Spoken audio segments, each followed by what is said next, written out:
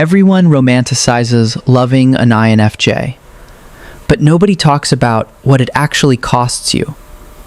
Sure, they see straight through your defenses and love what they find there. They remember the small things and ask the questions that matter. Their presence feels like coming home to yourself. That magnetic pull is real, and it's intoxicating.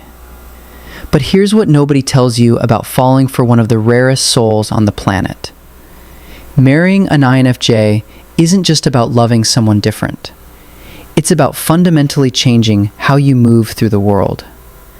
By the end of this video, you'll understand precisely what you'll be forced to sacrifice to make this rare love work. Before we start, please hit the like button, comment, and subscribe so you won't miss any of our weekly deep dives into the world of personality types. And if you're looking for a deeper understanding of yourself and your INFJ personality, browse our favorite INFJ products in the description, and click the link in the comments to take our favorite free personality test. The death of surface-level living. The first thing an INFJ will strip away from your life is the luxury of staying shallow. You can forget about casual friendships built on small talk and surface pleasantries. Your INFJ partner won't tolerate relationships that don't go deeper than weekend plans and weather updates. This isn't because they're being difficult. It's because their nervous system literally can't handle sustained, superficial interactions. They experience small talk as emotional static, draining white noise that prevents real connection. When you marry an INFJ, you're signing up to become someone who values depth over breadth in every relationship. You'll naturally filter out friendships that don't offer genuine substance. Those work colleagues who only discuss office gossip will start feeling exhausted. The neighbors who never move past pleasantries will fade into the background. Not because you're becoming antisocial, but because your INFJ is teaching you what authentic connection actually feels like. Your INFJ will also demand complete authenticity from you in ways you might not expect. They have this uncanny ability to sense when you're performing or hiding parts of yourself. You can't just put on a happy face when you're struggling or pretend everything's fine when it's not. They'll see right through it, and they won't let you get away with emotional shortcuts. This means giving up the comfort of keeping specific thoughts or feelings to yourself. That habit of downplaying your dreams because they seem too big? Gone.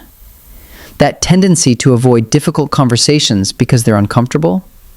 Not happening. Your INFJ needs you to show up as your whole self, even when it feels vulnerable or messy. The conversations in your home will shift dramatically. Instead of discussing who did what on reality TV, you'll find yourselves exploring ideas that matter. Why do specific social systems exist the way they do? How childhood experiences shape adult patterns. What do you both want to create in the world? These aren't occasional deep talks. This becomes your usual way of connecting. You'll also discover that your INFJ can't function in environments where emotional honesty isn't valued.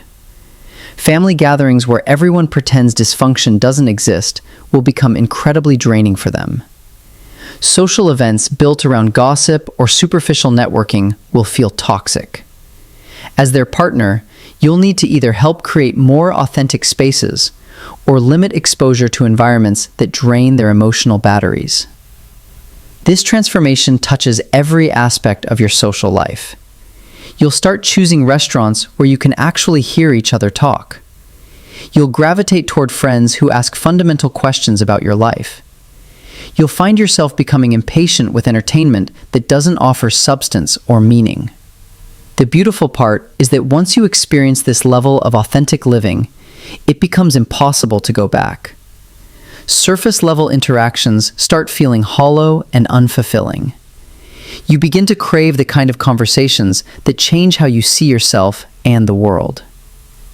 Your INFJ doesn't just want this depth. They'll inspire you to enjoy it too. But make no mistake, this isn't a gradual shift you can ease into. Marrying an INFJ means immediately stepping into a world where emotional authenticity isn't optional, and surface-level living simply doesn't exist. Your independence will be redefined. The second sacrifice you'll make is your idea of what togetherness means in a relationship. Most couples assume marriage means becoming each other's primary source of entertainment and emotional support. With an INFJ, that assumption will be completely dismantled. Your INFJ partner will need significant stretches of solitude, and you cannot take this personally. We're not talking about an hour here and there to decompress. We're talking about entire evenings, weekends, and sometimes even more extended periods when they need to retreat into their inner world to process and recharge. This isn't rejection or a sign that something's wrong with your relationship. It's how their nervous system functions. INFJs are like emotional sponges, absorbing energy and information from everyone around them.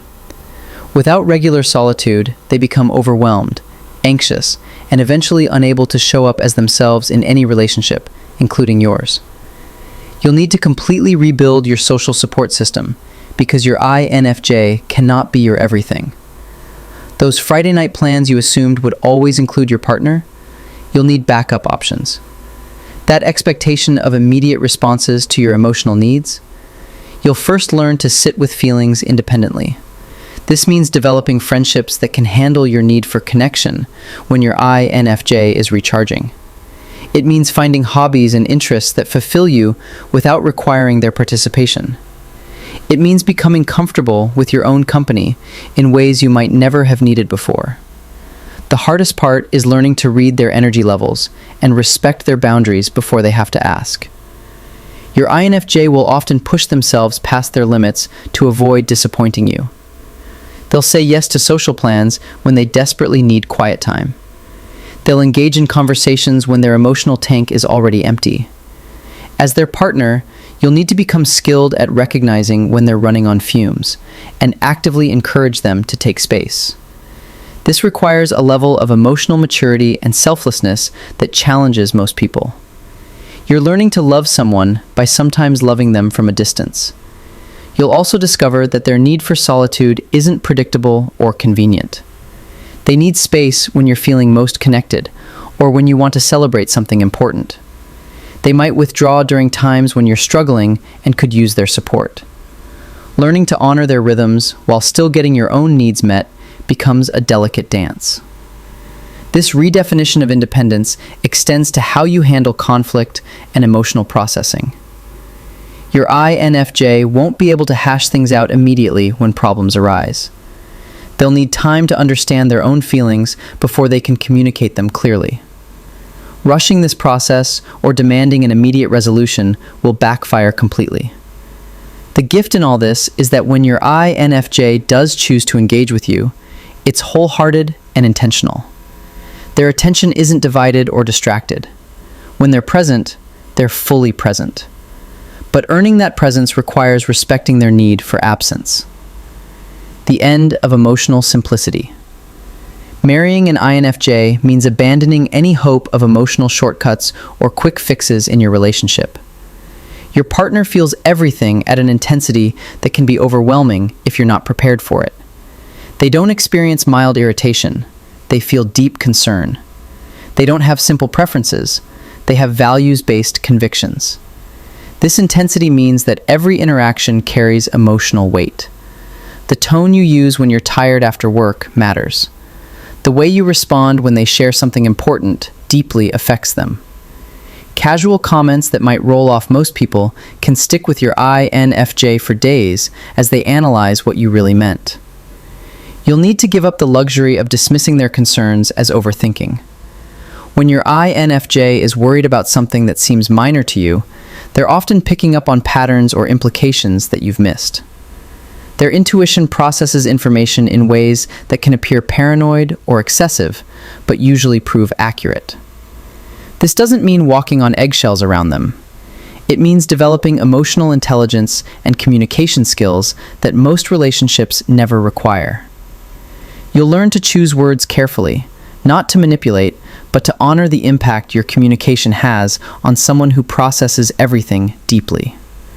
Conflict becomes particularly complex because your INFJ experiences disagreements as threats to the relationship's foundation.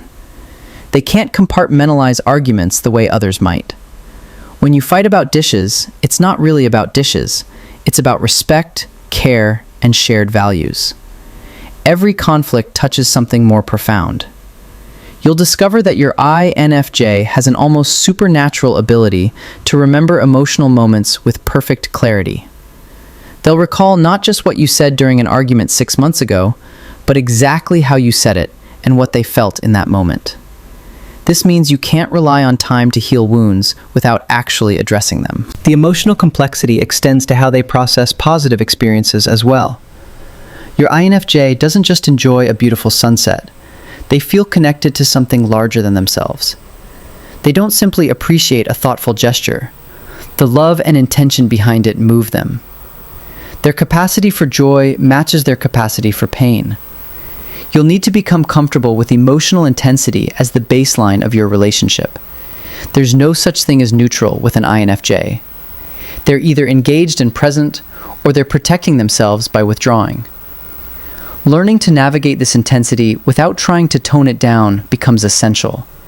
This also means accepting responsibility for the emotional ripple effects of your actions. That sarcastic comment you made when you were stressed doesn't just sting in the moment. It can shift your INFJ's entire emotional landscape for hours or days. You'll learn to clean up emotional messes immediately, rather than hoping they'll blow over. The reward for embracing this complexity is a relationship with emotional depth that most people never experience. Your INFJ's intensity in love matches their intensity in everything else. When they're happy with you, they're genuinely radiant. When they're proud of you, it fills them to the core. The emotional highs become as profound as the lows. But there's no going back to simple once you've committed to loving someone who feels everything this deeply. Emotional shortcuts and surface-level problem-solving become impossible.